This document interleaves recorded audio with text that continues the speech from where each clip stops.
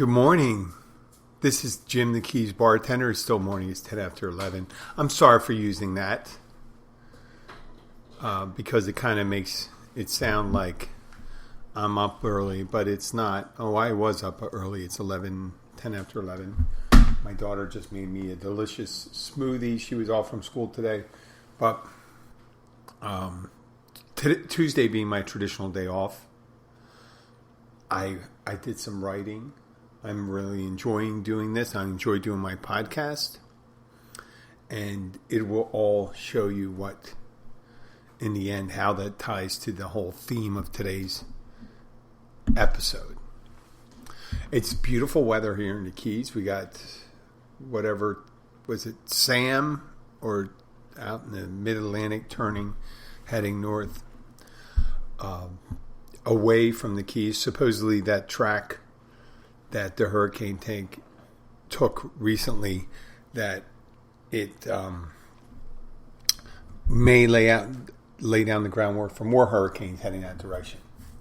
Who knows? We're at that point where the hurricane likelihood of a hurricane is less likely to occur, and it's dropping as the energy from the ocean with the cool, supposedly, we want it to be a little cooler once the Caribbean and the Atlantic gets a little colder, it takes away that energy. Just a couple days ago, I was at work, and right about an hour before the end of my shift, the hour before closing, I don't know why I mumbled that one, a couple came in and they sat down. I didn't get a good read on them right away. They were an innocuous white couple in their mid to late 30s. I couldn't get a feel for whether they were tourists or non-tourists or locals or non-locals. It turns out they had a feeling of both. That they could be local, they could be visiting, they could be long-term relationship, or could just be in a short-term. And it turns out they were in a short-term relationship. And the guy looked a little worse for wear, like he had a couple drinks already. And the woman, she seemed all right. So they sat down.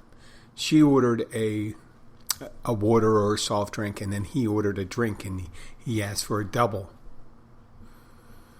And he got up to use the bathroom. As soon as he went to the bathroom, she mentioned something, and I didn't catch it. I didn't really understand it. When someone talks and you're not ready for what the comment is? Well, after a moment, after I made the drink and put it up there, when the woman, after what the woman said, I realized she said, "Don't make it strong." It took a while for it to mull around in my head. What did she say? What did she say? And he's in the bathroom. And I walked back after putting the drink down. I said, "I apologize. I did not realize that you were saying that." But also, I'm not really allowed to say that. Either I make the drink or don't make the drink. That's my choice. And I didn't see it in the guy at the time when he went to the bathroom. He came back, and it seemed like there was some kind of confrontation going on, that he may have heard that. I don't know how he would have heard it, because he was in the bathroom and I barely heard it, and I was not in the bathroom. I was in front of her. So they may have had discussion about that, may or may have not. So I'm thinking, and they go back and forth, and they started talking, and in the beginning of the conversation they're having, it seems like they've been together for a while. And then as time goes on, they order food. They sit around. She doesn't have any more. He doesn't really down that drink that fast. They get their food, and they start talking, and they start hearing things, clues on how long the relationship's been around. And it seems like it's a new relationship, a brand new relationship, either first or second date. Second date at most, because he kept on saying things like, "Oh, you would like him. He's a good friend of mine. He enjoys that type of thing." Or she's saying things that only people say in a new relationship. And it was just interesting that in a new relationship that a person is trying to stop and, measure out someone's intake of alcohol. And that does not bode well for a relationship. It really doesn't. I've done it before. I know firsthand because I was the one on the other end. I was the guy where it comes in that, I drank too much on first dates. I've done it more than a few times, and it's spoiled any potential for a long-term relationship because right in the beginning, if you can't control your drinking on the first or second date, it's not going to happen further down the line. That may or may not be true, but in your heart of hearts, if someone has a problem on the first, if they cry a lot, they get angry, they're not going to get better once they get to know you. Because being familiar with someone, that behavior just becomes more and more to the surface. So I just thought it was interesting that if it was, and it appeared to be a new date, that he would choose to not curtail his drinking, which I had done before, not quite necessarily that much older than he was. I would usually be on my best behavior the first one or two dates. You don't want to let the cat out of the bag, right? And she, on the other hand, if she's looking for, depending on what her goals were, and she's just looking for a good time tonight. If she was looking for a good time tonight, she just didn't want him to drink too much, so maybe they could have a little fun later on. So that comes down to what are their goals? And I'm not necessarily talking about just relationships and things like that because it just happens in life, just with their goals. But in this particular situation, she may have just been looking for a good time tonight and hoping he didn't drink too much because it looked like they were maybe somewhat physically attracted to each other. And his goal could have been, well, I'm just lonely. I want to have a girlfriend. I would like to go and repeat these things and go on dates and things like that. It's interesting because, you usually traditionally you have in your head that guys have a lot of short-term plans. And the short-term plans is to get laid. And their long-term plans, traditionally, you think for a woman, was to have a relationship and see where it goes, to see if it'll be long-term. The roles are not necessarily reversed nowadays. It's just more even with people having different short-term and long-term goals. Just think of it on Match.com.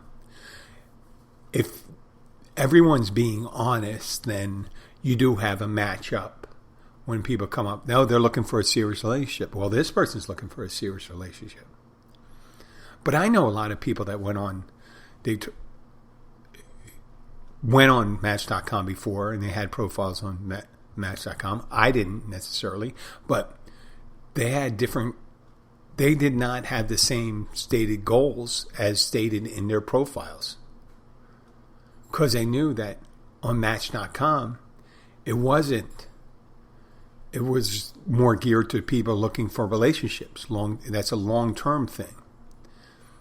And there's Tinder, which arose afterwards. Tinder was more of a short-term fun. Go out on a date, or even, more explicit, just to have sex, right? And people always say that in the short term, if you think about it, someone knows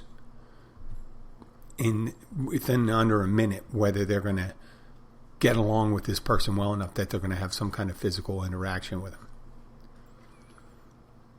But the goal to the episode for me is thinking about long game theory. 10-year plans and things like that. People have it. You may have seen it recently that people have these things where, to have a better life, you really have to have a goal. You have to have a long-term goal. And that's strategy. And strategy is an overall plan. What is your goal? What are you going to, your statement of principle, what you want to wind up with after a certain amount of time, what direction you're heading. Now, a tactic is the means you use to get to that goal, and tactics can change. As well as goals, obviously goals should be slower to change and tactics should be quicker because tactics are the way we commit those. So if you're going out on a date, you dress up, you make sure your hygiene is good. You may make some plans on where you're going to go, or maybe play it by ear, saying, I'm going to see what they want to do. And you just, that tactic of being ready and do that with the technical goals, like in the person's head, you say, well, if we have sex, we'll see how the sex works out and then we can have a long-term relationship. Other people may think, well, let's see how the relationship works and then we'll determine if we have sex. They could both have that long-term outlook and still have different tactics on how to achieve it. And that goes with almost anything in life. But it really does boil down to with the young people. But it kind of seems that everyone has a different tactic or a different way they believe to implement these things. Where younger people seem to be more tactical. They have short-term goals. Let's say their strategic goal when someone's young is just to have fun. And just to have fun, you have to implement day-to-day strategies or tactics. There's no day-to-day strategy, but they got shorter goals, shorter goalposts. It's not like 10 years. And you do have young people that say, I want to be an Olympic athlete. Well, they could take 6, 7, 8 years, whatever, training and all that stuff. That is a strategy. And the tactic is the training. But when you're young people, it's like meeting people, having good time. That's a short-term, tactical way of living in life when you have a lot of time in front of you. So it's really effective for younger people to have strategic goals because they have more time to be able to implement it and try different tactics. Where older people, more senior, are more strategic in their thinking. Right? Where they should be more tactical, because if you're older, you may realize and say, listen, I got to eat some broccoli today because I have a hard time moving my bowels, so I better eat some of that. And that's a tactical reason to have that. Or I shouldn't drink this coffee after 2 because I have a hard time getting to sleep, or I may wake up in the middle of the night and have to go to the bathroom. In order to get sleep. That's a tactical. So, but yeah, seniors act more strategic. They do a whole life things. They got their medicine. They get their workout. They get their routines. They get their food. They get their places where they live. When the older you get, the more short-term your planning should be, right? Would make sense because you really only have that day. And when you're younger, the more long-term your planning should be. That's where like investment strategies get more conservative as you further you go out. And when you bring it in closer, investment strategies get a little more aggressive. And when it gets close, you got to worry about being secure. So they may get a little conservative towards the end. But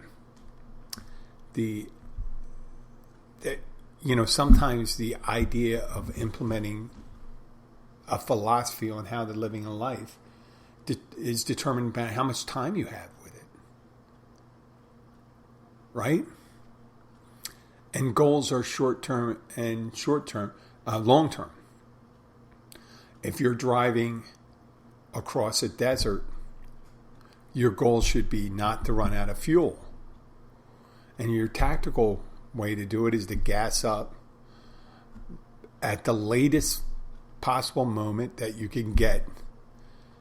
Let's say if you're within, let's say, a certain amount, let's say you have a half tank of gas and it's 150 miles across the desert, and you know your car, if you're not running AC too much, may make 150, 160 miles on a half a tank of gas.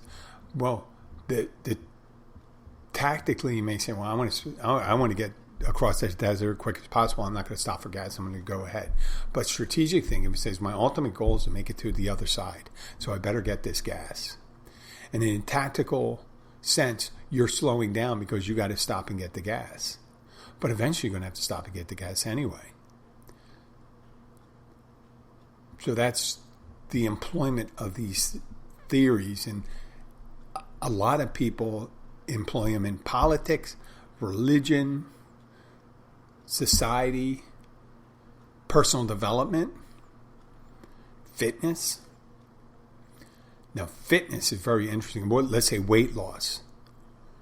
If you see the commercial and say, I lost 10 pounds in 5 weeks. That's a combination of strategic and tactical. And then they throw in the end, and I kept the weight off. Right?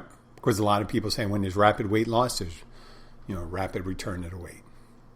Think Oprah Winfrey. How many times has she had her strategic planning as being a thinner woman? And you've seen her go up and down, up and down, up and down. How many years have you seen that? Since the 80s. 30-something years she's been in the public eye, in the national public eye or international. And I'm sure she's always had those goals, and she's changed it. And she's had quick weight losses and slow weight losses and quick weight gains back and slow weight gains back.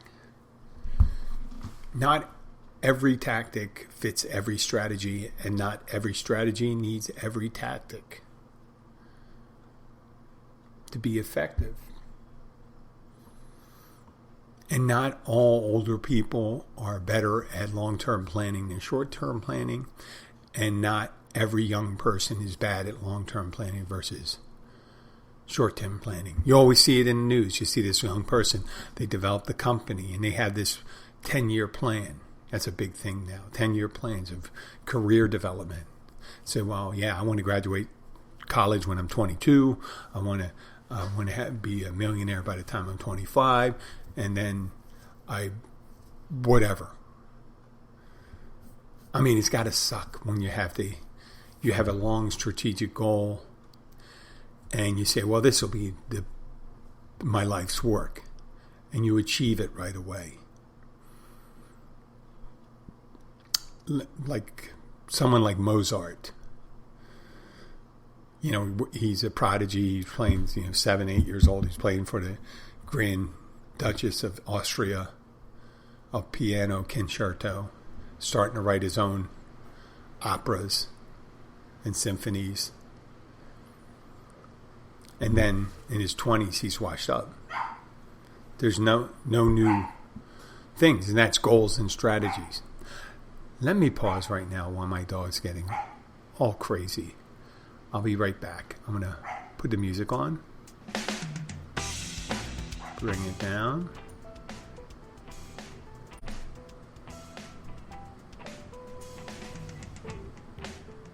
Okay, we're back. Sorry about that delay. I had to see what's going on. See, one of my goals is to make sure that my dog is happy. And it probably seems like it's a nebulous subject to have, but I kind of live my life with a balance of the tactical and strategic, and not all the tactical things I do are necessarily in line with my strategic plan. If I have a strategic plan, maybe they should have been longer. I guess my whole plan was to be somewhat content with my whole life. Just content. And whatever situation I'm in. And I had no specific long-term goal recently. I had one when I was younger. I wanted to be a high-ranking officer in the Navy. I didn't really think about it too hard. I just had that sitting right there as a goal. And I thought if I went to school and I had the scholarship and I did that stuff, I'd be able to achieve it. But then there were other things. I had other goals in there. Not the least of them being a companionship of the opposite sex. And that kind of engrossed me for a while. And I put off a lot of strategic planning for that. I lived day to day. And also the day to day, for some reason, alcohol got incorporated into it. And it would make me not think about what my long-term plans were. And my my tactical plan was to spend as much time as I can drinking. I go to a regular place. For a couple of years, I was a regular in a bar. And whenever I was off, I was there.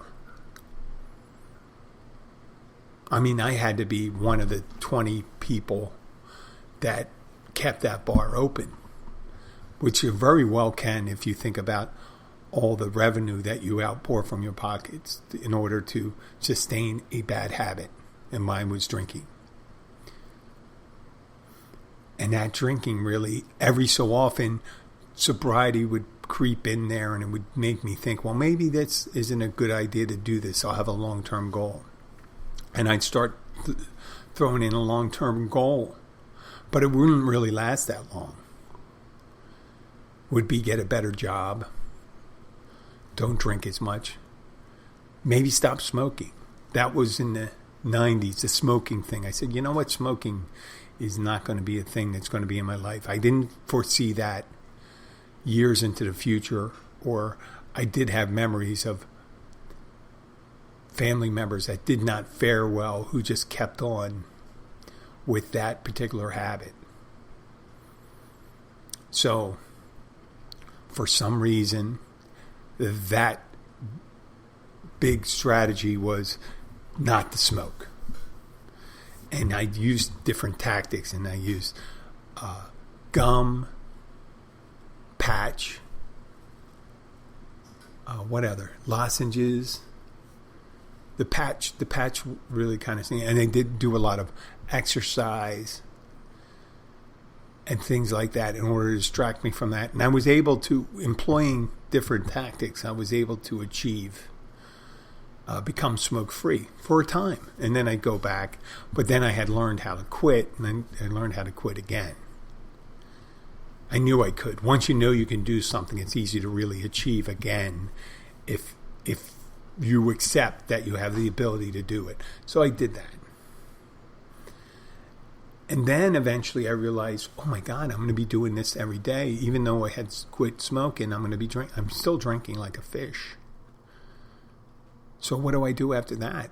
I said, well, I needed to get married, because otherwise I was going to be like one of my crazy cousins who never got married and drank every day and then ended up calling me and things like that. So I ended up getting married, and that really was a tactical answer to a strategic problem of being lonely and not having someone in my life. And that tactical decision was the wrong decision, because I also tried to maintain a relationship. Tried another tactic, is going to therapy, relationship therapy, see how that would work out. And what it did was it prolonged a relationship that was not going to work, at least not work while we still had a major problem that wasn't being addressed, and that was drinking at the time. Then I moved down here in 2007. I know I missed a lot of high points and stuff like that, but the overarching thing is I was still drinking. I was moving down here in 2007 from Philadelphia, from being separated, to a place I thought that would never really point out that I drink too much, because everyone drinks down here. Matter of fact, that's a big big thing down here, the drinking. A lot of people have that imagery of the Keys. It's just rum runners and pina coladas and tequila, whatever. That was an overarching theme of the Keys. And if I can come down here, I can just find my place in that whole thing. Well, that wasn't much of a goal, strategy that I'm going to do the rest of my life. Because after a couple months coming down here, it really didn't change the habits that I had up north and the behaviors I had up north coming down here.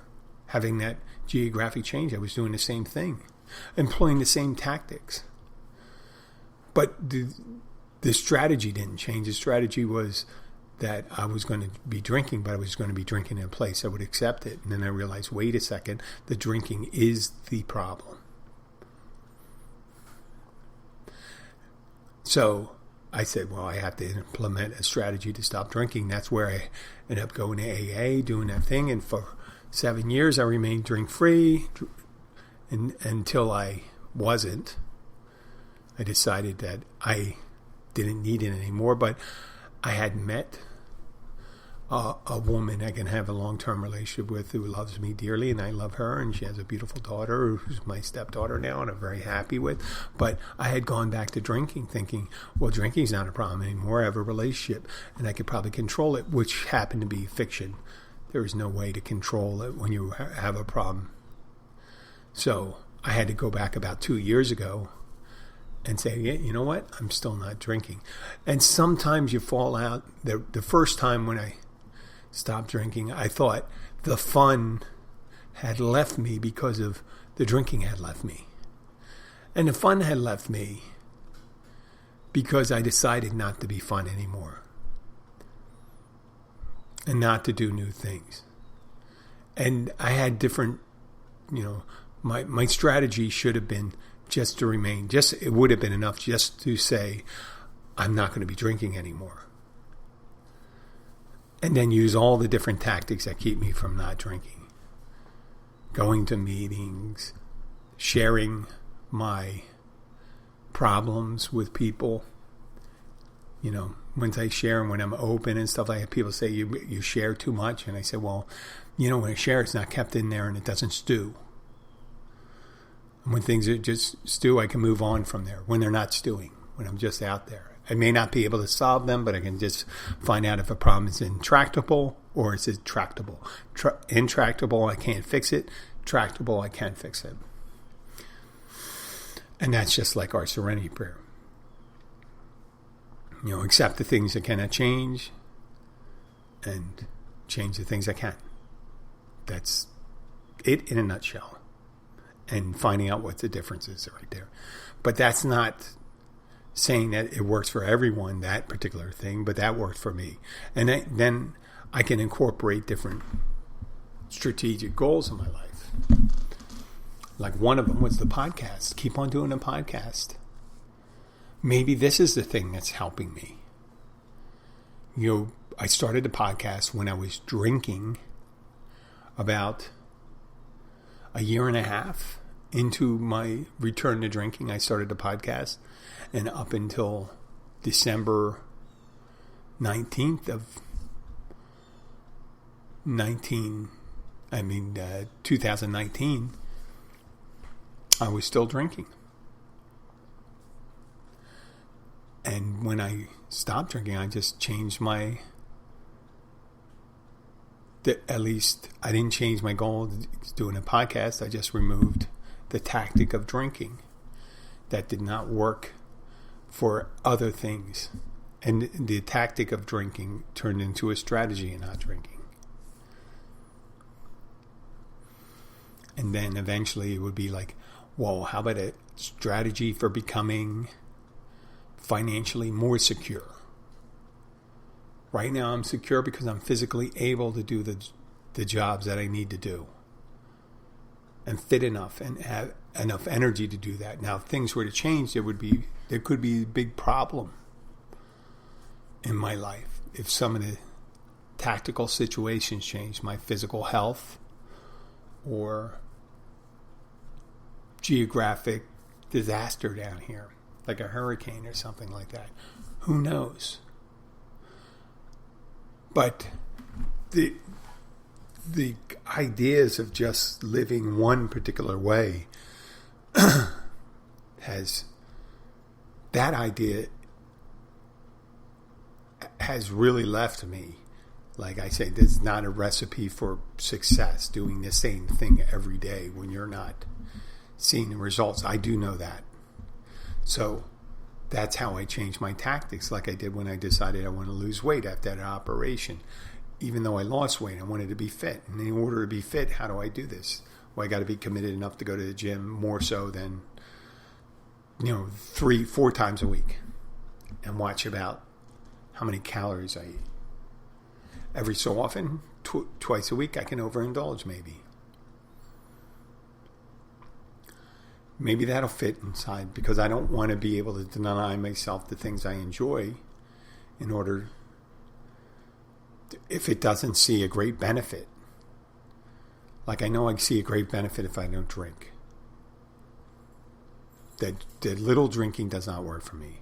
But cookies, one day a week I can eat cookies. Or 2 days a week. And then the rest of the days a week, make sure I, do smoothies and vegetables. Cut back on my carbs. So this whole thing works in every facet of life. Governments do it. History shows people that have grand strategies and tactics. Where a tactic could actually lead to a loss of a battle, bad strategy could lead to you losing the war. Right? And a lot of times you'll hear me talk about politics, but I'm starting to realize now that most politics in the United States is, except for a few exceptions, is tactical. Meaning people have buzzwords they get excited about and get angry, and they don't want to see the polarized version. They pick it up. And it's easier on one side than the other, because I always believe that a more effective strategy would be to have a narrow strategic goal. And that's where we're standing at right now. There's people that have a narrow strategic goal, and they just have to maintain power. And sometimes, depending on the group of people you're looking to use as your base, you just have to hit a couple tactics for it. And one specific tactic is people seem to line up for is anti-immigrant, pro-gun, lip service to God and country. Right? And the most nebulous thing, anti-socialism, which socialism exists in the United States across all things we don't really understand because we're not thinking about it, but highways, postal service, railways, and all that stuff, and public transportation is all socialism, because it's based on a public-private strategy to move people around, or to deliver mail, or to maintain a highway system. So it exists, and it's not always bad. But if you use these hot button issues and you say you're always paying lip service to those things, like, oh well, I'm going to stand for the flag, I'm kneeling for my God, and I'm building a wall to keep out immigrants, and always carry my gun. Now, the people saying it the people in power may not necessarily believe that, but they know that the people that are listening to them, they accept that. And they see, well, if I pick this person, these things are always going to be important to them. Well, they're just doing that to maintain power. On the other side, it's more nebulous. They're going to say, well, we want good education, we want good relationships with our neighbors, we want to be fair to immigrants, and it's all on one side. It's kind of nebulous, and people's ideas change with that. It's harder to maintain people in line. There's not a set order. There's not like 6 things. There could be global warming. There could be air quality. There could be, all sorts of things. Pre-K schools, lunch programs, all these nebulous things. It's hard to keep people in line, and everyone has a different interest. And they got, some crazy may say defund the police. And I say crazy because they're saying get rid of it. Or some people say defund it, the military budget of police departments where they buy huge weapon systems and stuff like that, and they're more aggressive. Different tactics and stuff like that. But each side does it to maintain political power. And it used to be all the government happened in the middle. The people like the John McCains and the Sam Nunns, famous respectively Republican and Democrats. They worked together. Tip O'Neill worked with Ronald Reagan. Whether you liked Ronald Reagan or Tip O'Neill, they worked together. They worked in the middle. That's where all the governing was done. All the compromise. And people on the left and the right used the firebrand issues to draw their partisans. And the partisans would show up, the partisan voters show up in primary. Because during primaries, this is before the big election, you have people that have gut issues. And let's say you only get 20% of your turnout during primary season. 20% of the people that are eligible to vote in primaries. Now, the winner of the primaries are your selections in the general election. And then everyone shows up in general elections. It should be almost adverse. The opposite. They should have more people showing up at primaries so you have the better choices. So you have the firebrands from either side are picking the choices for a Democrat, Republican, Independent, Green Party, Socialist, whatever. And they show up and they vote. And then you get whatever the firebrands, when I say firebrands, the true believers, the partisans in both the left and the right, they show up in primaries and they pick the worst, the most extreme cases. So you end up with that Green or Boebert, whatever her name is, and you get on the left, you get some extremists too. People that are diametrically opposed to working with each other. And it just goes in. They're the worst, blah, blah, blah. You don't listen to each other and nothing gets done. I talked to my loved ones and I said, listen, is there a way we can talk about something? What are our goals? Like, I don't think anybody, when the last guy was in office, no one had a problem with America being great. What was making America great? Can we agree on what makes America great? Is it our heterogeneous makeup, meaning many different parts making one thing? Whether, the freedom of speech, freedom of assembly, protection under the law, education, the best and the brightest, the land of innovation, the main bulwark against fascism during World War II, or hunger in the 80s and 90s, the breadbasket of the world, not the arsenal of the world. I mean, you can always agree I think a lot of people would agree on some of these things. They would agree on the education, making sure that we provide the most effective tools to educate our children and to protect them and make sure they're safe and happy. I mean, if you ran into something like this and say, this is what we do, they object to the tactics. Like, how do we do that?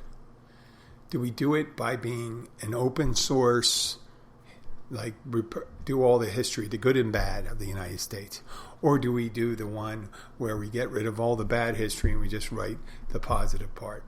How do you learn anything when you don't know the bad? Right? How do you learn? How do you learn from your mistakes? If you don't hear about the things where, if you did your whole life and you just never remembered the things that led up to things happening bad, that you could repeat that, couldn't you? But if you remembered and you constructively went through it, I made a mistake on that one. I think I'll do it this way. Right? Say, hey, we were very successful with the space program. How did we do that? How we do that space program? Or building a highway system, or mass transit, or the railroads in the late 1800s. All those things. And you can also have a goal and say, we want the country to be America the Beautiful. We want it to be green, healthy. We want to have plenty of water all over the country. Right? People say, well, how are you going to do that? And say, well, maybe instead of building a $20 billion aircraft carrier, maybe a $20 billion desalination plan in the Southwest that desalinates the Pacific Ocean and brings water into it. And we're going to do it in a more efficient way so we can do hundreds of millions of gallons. And we become the technological leader in desalination and turn the Southwest into a Garden of Eden. Right? There's a noble goal. And people say, if you mention that to people, say, well, my goal is to bring as much water and desalinate and make sure that people are running out of that and actually reduce taxing our natural waterways. And some people say, well, you can't just desalinate the whole Pacific Ocean. So why not? Why not if we're worried about rising sea levels, what if we just take hundreds of billions of gallons of water and take it to the desert? Desalinating it. Just running big pipelines and saying, listen, we're going to make this into a paradise. Just big goals of doing here that what can't be done at the moment. And that's what strategies are for. You have things you can't do at the moment. You want to build, use tactics to get to a place where you're able to commit to your goal. Whether that's retiring in Belize or parasailing in the Alps, they're goals. And you need to institute things for that to occur. And that could happen in life, that can happen in politics, that could happen almost any aspect of your life, spiritually, romantically, and things like that. I'm hoping that my tactics bear fruition. And I hope you enjoyed the show. I'd like to thank you for listening. I know it's kind of nebulous. When I say nebulous, it was all over the place. But when I have an idea, I like to unload it. It's